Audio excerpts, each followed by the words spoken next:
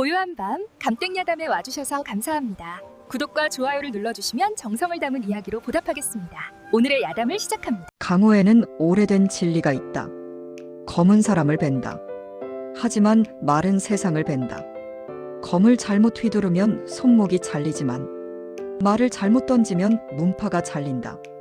무림에서 가장 무서운 것은 칼끝이 아니라 혀끝이었다. 강호의 사내들은 수련했다. 검을 수천 번 휘두르고 내공을 수만 번 돌렸지만 정작 가장 어려운 수련은 따로 있었다. 입을 다무는 수련, 말을 아끼는 수련. 왜냐하면 말실수 하나로 천하가 뒤집히기 때문이다. 그 이야기는 한 작은 주막에서 시작됐다. 산길 끝 강호의 변두리. 간판 하나가 삐딱하게 걸린 곳. 연분주막. 낮에는 국밥 냄새가 나고 밤에는 소문 냄새가 나는 곳이었다. 주막 주인은 연분주모였다. 입은 거칠지만 귀는 밝고 손님들의 말 한마디를 절대 흘리지 않는 사람. 연분주모는 늘 말했다. 강호에서 제일 싼 건 술이고 제일 비싼 건 말이다. 손님들은 웃었지만 그 말은 사실이었다. 그날도 평범한 밤이었다. 비가 조금 내리고 술잔이 조금 부딪히고 세상은 조금 시끄러웠다. 그때 한 사내가 주막에 들어왔다. 검도 크지 않았고 옷도 화려하지 않았다. 그냥 평범한 나그네. 이름은 설아진. 강호에서 특별할 것 없는 청년이었다. 그는 조용히 구석에 앉아 따뜻한 차를 시켰다. 연분주모가 힐끗 보며 말했다. 검객이면서 차냐? 설아진은 머쓱하게 웃었다. 술 마시면 말이 많아질까 봐요. 연분주모가 고개를 끄덕였다. 현명하네. 설아진은 몰랐다. 그가 한 말이 이미 불길한 씨앗이 된다는 것을. 그때 주막 문이 벌컥 열렸다. 들어온 것은 도사 한 명이었다. 수염은 삐뚤고 눈빛은 번뜩이며 입은 이미 반쯤 열려 있었다. 사람들은 그를 보자마자 속삭였다. 구설도사다. 구설도사. 강호에서 가장 유명한 말실수 장인. 검으로 싸운 적은 없지만 혀로 천하를 뒤집은 전설. 그가 한 번 입을 열면 문파 하나가 멸문을 각오해야 했다. 연분주모가 소리쳤다. 도사님, 오늘은 조용히 좀 하세요. 구설도사는 억울한 얼굴로 말했다. 내가 언제 시끄러웠다고. 그 말이 끝나기도 전에 주막 손님들이 동시에 술을 뿜었다. 왜냐하면 구설도사가 조용히를 말하면 그 자체가 이미 시끄러운 시작이었기 때문이다. 구설도사는 설아진 옆에 털썩 앉았다. 젊은이 강호란 말이지. 설아진은 본능적으로 몸을 굳혔다. 이 사람 옆은 위험하다. 구설도사는 술잔을 들고 말했다. 말 한마디가 검 10자루보다 무섭다. 설아진은 고개를 끄덕였다. 맞습니다. 구설도사는 감탄했다. 오, 젊은이가 뭘 아네. 그리고 바로 그 순간 구설도사는 입을 열어버렸다. 사실 말이야. 내가 들었는데. 설아진은 속으로 외쳤다. 아, 시작이다. 구설도사는 속삭이듯 말했다. 무림맹주가 사실 국밥을 싫어한대. 정적? 주막 전체가 얼어붙었다. 연분주모가 숟가락을 떨어뜨렸다. 뭐요? 구설도사는 당당했다. 아니, 그냥 들은 소문인데. 그 소문은 즉시 폭발했다. 무림맹주가 국밥을 싫어한다. 그건 단순한 음식 취향이 아니다. 강호에서는 국밥이 곧 의리였다. 국밥을 싫어한다는 건 강호를 싫어한다는 것과 같았다. 연분주모가 떨며 말했다. 도사님, 그 말 내일이면 전 강호가 알겠는데요. 구설도사는 웃었다. 설마. 그날 밤 강호는 이미 뒤집히기 시작했다. 다음 날 아침 산길을 넘던 전령이 외쳤다. 큰일이다. 무림맹주가 국밥을 싫어한단다. 상단이 멈췄다. 협객들이 검을 뽑았다. 그럴 리 없다. 무림맹주는 국밥의 상징인데 그 소문은 강을 건너고 산을 넘고 문파를 흔들었다. 사람들은 수군거렸다. 혹시 무린맹이 변질된 것 아니냐? 국밥을 싫어하는 맹주가 무슨 의리냐? 강호의 질서가 무너진다. 모든 시작은 구설도사의 말실수였다. 그리고 설아지는 깨달았다. 이 강호에서 검보다 무서운 건 혀다. 그날 밤 연분주막에는 낯선 손님이 찾아왔다. 검객도 아니고 도사도 아니었다. 옷은 단정했고 눈빛은 차가웠다. 그는 조용히 말했다. 무린맹 감찰관 청문객이다. 연분주모가 숨을 삼켰다. 감찰관이란 소문을 조사하러 오는 자. 청문객은 주막을 둘러보며 말했다. 여기서 이상한 말이 나왔다지. 연분주모는 구설도사를 노려봤다. 구설도사는 땀을 닦으며 웃었다. 아이고, 그게 왜? 청문객은 낮게 말했다. 강호에서는 말 한마디가 피보다 무겁다. 설아지는 조용히 숨을 삼켰다. 이제 시작이다. 말실수 하나로 강호 전체가 움직이기 시작했다. 강호의 소문은 불길과도 같다. 작은 불씨 하나가 산 전체를 태운다. 구설도사의 한마디는 그런 불씨였다. 무린맹주가 국밥을 싫어한다. 처음엔 웃음거리였다. 그러나 무림은 웃음으로 끝나는 것이 아니었다. 강호에서 국밥은 단순한 음식이 아니었다. 국밥은 의리였다. 국밥은 동지였다. 국밥은 피로 맺어진 형제의 상징이었다. 그래서 무림은 이 소문을 단순한 취향으로 받아들이지 않았다. 사람들은 생각하기 시작했다. 국밥을 싫어한다는 건 강호를 싫어한다는 뜻 아닐까? 혹시 무린맹이 썩은 건 아닐까? 소문은 의심으로 변했고 의심은 칼이 되었다.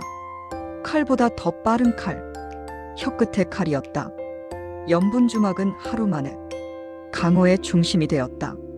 협객들이 몰려왔고 문파의 전령들이 몰려왔으며 장사꾼조차 몰려와 소문을 샀다.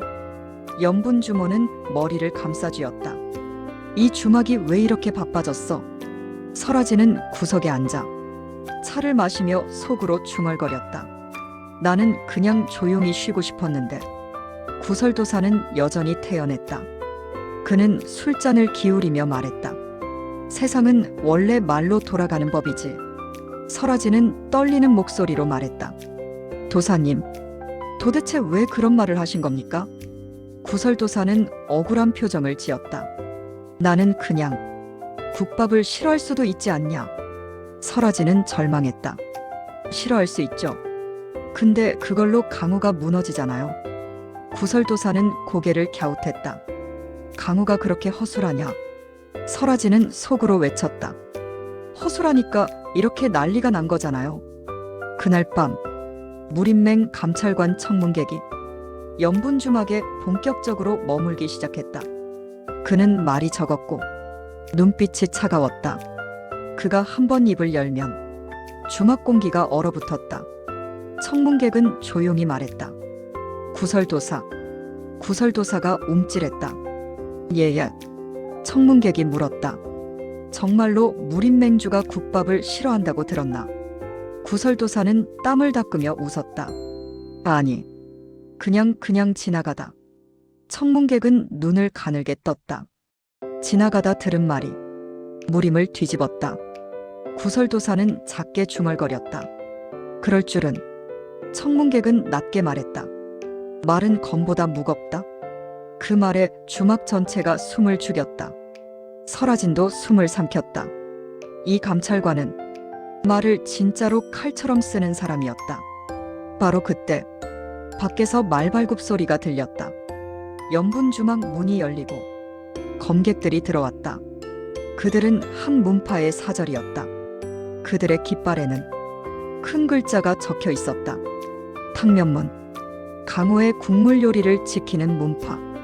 탕면문은 무림에서 가장 별난 문파였다. 검술보다 국물을 중시하고 내공보다 육수를 중시하는 사람들. 탕면문 사절이 외쳤다. 무림맹주는 국밥을 싫어한다지. 주막이 얼어붙었다. 연분주모가 손을 내저었다. 아니에요. 그런 말 한 적 없어요. 하지만 사절은 이미 흥분했다. 국밥을 싫어하는 맹주는 강호를 배신한 것이다. 그들은 검을 뽑았다. 그러나 그 검은 사람을 베려는 게 아니었다. 국밥을 위한 검이었다. 탕면문은 진지했다. 그 문파의 신념은 어처구니 없을 만큼 진지했다. 설아지는 속으로 중얼거렸다. 이게 무슨 국밥 전쟁이야.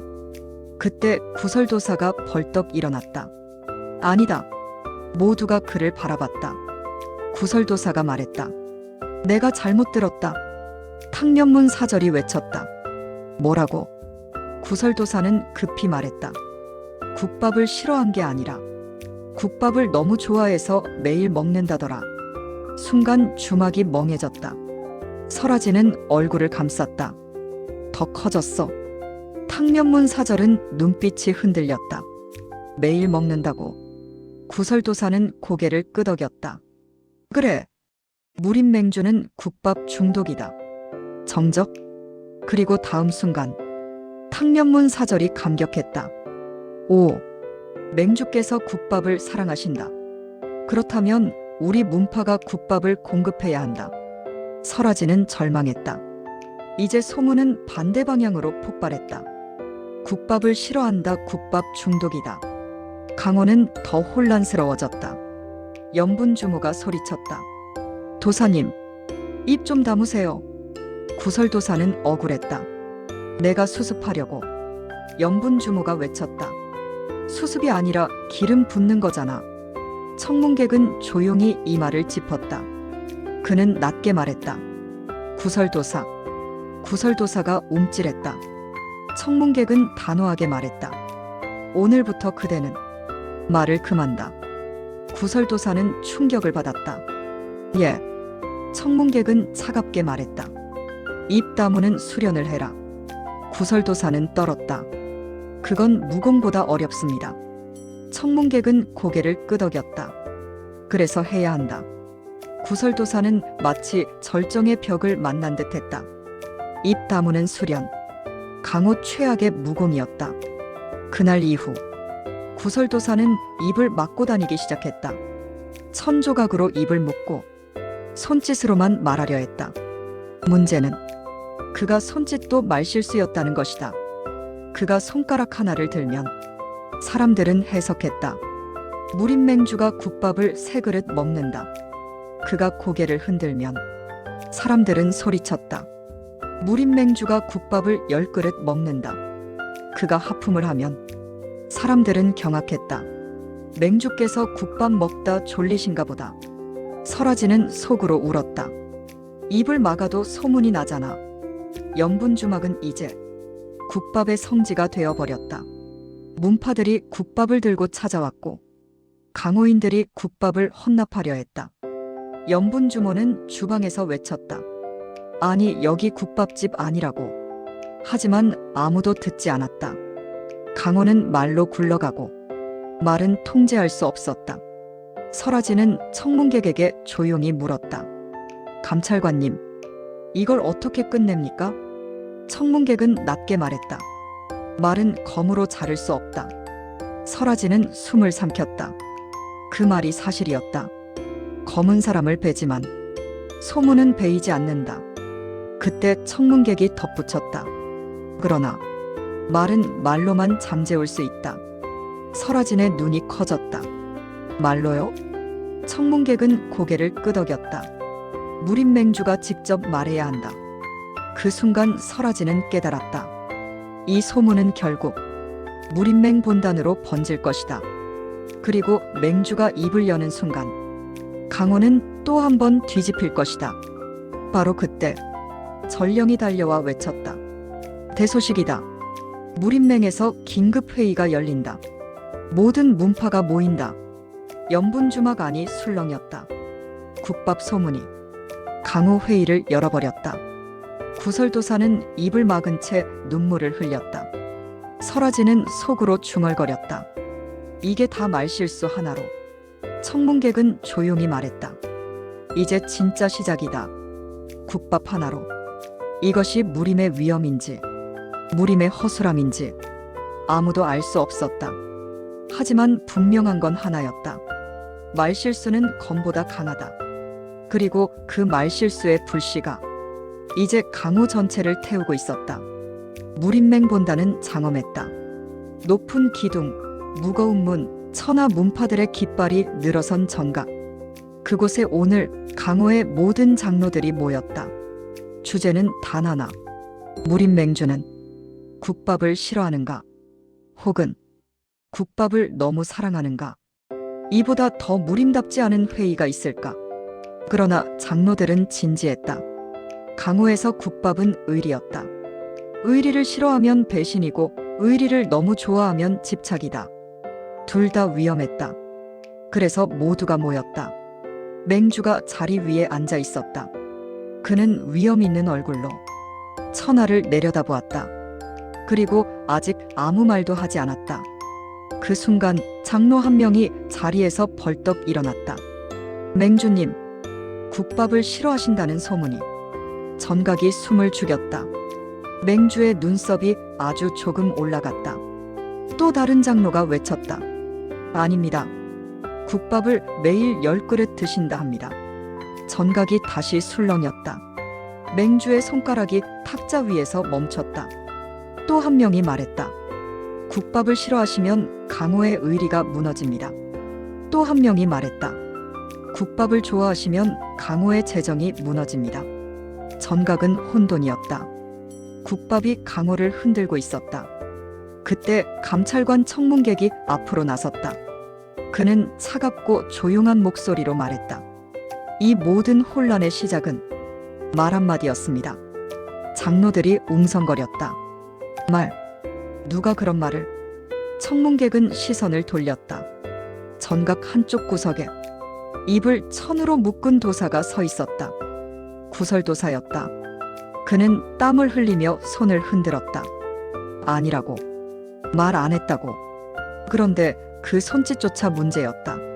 장로들이 외쳤다. 저 손짓은 국밥이 세 그릇이라는 뜻이다. 구설도사는 눈물을 흘렸다. 손도 말이 되는구나. 맹주는 마침내 입을 열었다. 전각이 완전히 조용해졌다. 모든 문파가 숨을 멈췄다. 맹주는 낮고 단호한 목소리로 말했다. 그만. 한마디였다. 그 한마디에 전각의 소음이 잘려나갔다. 맹주는 이어 말했다. 내가 국밥을 싫어한다는 소문도 좋아한다는 소문도 전부 헛소리다. 강호는 얼어붙었다. 맹주는 진지하게 말했다. 나는 잠시 뜸을 들였다. 천하가 숨을 죽였다. 그리고 맹주가 말했다. 그냥 김치찌개를 좋아한다. 정적? 전각이 멈췄다. 장로들이 멍해졌다. 국밥이 아니라 김치찌개. 그 순간 강호의 뇌가 동시에 폭발했다. 김치찌개라니. 그건 강호의 의리를 부정하는 것이다. 국밥파와 김치찌개파가 갈린다. 전각은 순식간에 아수라장이 됐다. 국밥 소문을 끝내려다 새로운 전쟁이 시작됐다. 청문객은 눈을 감았다. 역시 말은 말로 끝나지 않는다. 설아지는 머리를 감싸쥐었다. 이건 끝이 없다. 구설도사는 입을 막은 채 쓰러질 듯했다. 나는 오늘부터 물만 마실 거야. 그때 설아진이 앞으로 나섰다. 그는 조용히 말했다.